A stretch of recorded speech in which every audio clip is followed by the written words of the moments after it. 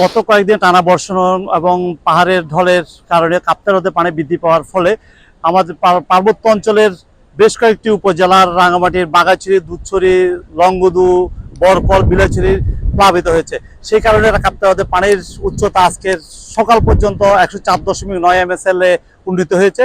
সেই কারণে যাতে পানি যদি বেশি হয়ে যায়, যাতে নিম্নাঞ্চলে যারা ওই রাঙ্গুনিয়া, চট্টগ্রাম আছে তাদের অসুবিধার কথা চিন্তা করে আজকে অগ্রিম আজ সকাল 11টায় কাপ্তাই বাঁধের স্পিলে 16টি জলকপাট খুলে দেওয়া হয়েছে।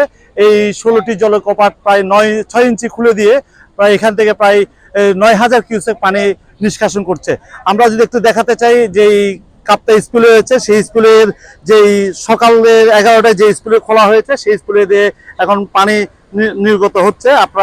আমরা দর্শকদেরকে দেখাতে চাচ্ছি সেই স্কুলে দিয়ে এখন এই অনবরত পানি নিষ্কাশন হচ্ছে কর্ণফুলী নদীতে। রাঙামাটি কাপ্তাই হ্রদের পানি কর্ণফুলী নদীতে নিষ্কাশন হচ্ছে।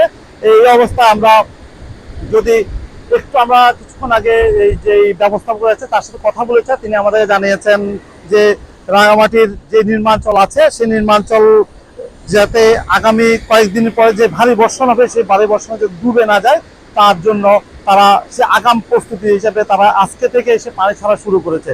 আজকে প্রায় এই 16টি জলকপাট প্রায় 6 ইঞ্চি পর্যন্ত ছেড়ে দিয়ে প্রায় 9,000 কিউসেক পানি তিনি ছাড়ার কথা আমাদেরকে জানিয়েছেন। তিনি আমাদের কাছে জানিয়েছেন আগামীতে যদি ভারী বর্ষণ আরো বৃদ্ধি পায় তাহলে এই জলকপাটের পরিমাণ আরো বাড়াই দিতে পারে।